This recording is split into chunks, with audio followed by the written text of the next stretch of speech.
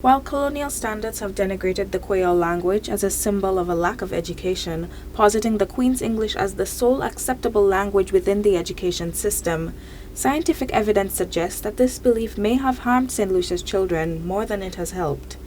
At a Jubilee event attended by the primary school children of District 3, including the schools in the central urban area where Kwéyòl is less prominently spoken, Monsignor Patrick Anthony spoke on the disadvantage that children who were not taught the Kwéyòl language are placed in.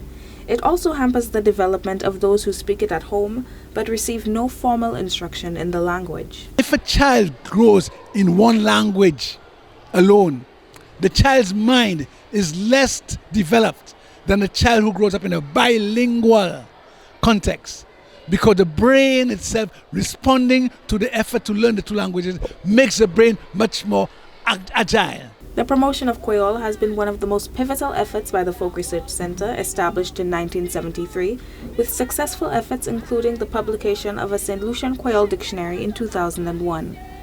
The journey to the introduction of Kwéyòl to schools has spanned many years, with a pilot project being launched in 2024.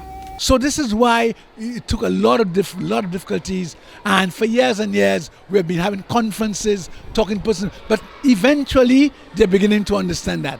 That is why now there are pilots in which a Kwéyòl is being attempted in some pilot schools, and we are seeing the fruits of it. But those of us who have studied languages, we know it's a matter of time. But of course, these things take time before people understand. The cultural icon expressed fierce optimism for the future of the Kwéyòl language, despite its challenges and at times slow progression. The language Kwéyòl will have its place eventually in St Lucia.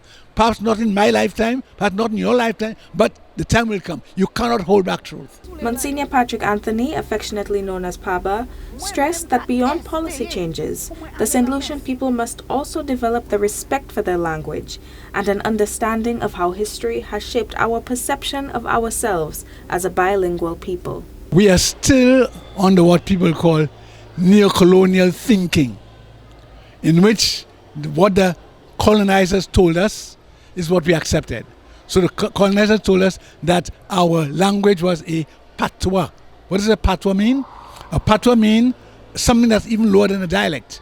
It means it has no value. It's a broken language. That's what our colonizers told us. And many St Lucians accepted that. So the St Lucians saying, oh, nous parlons patois. For Choice News Now, I am Shyne Savory.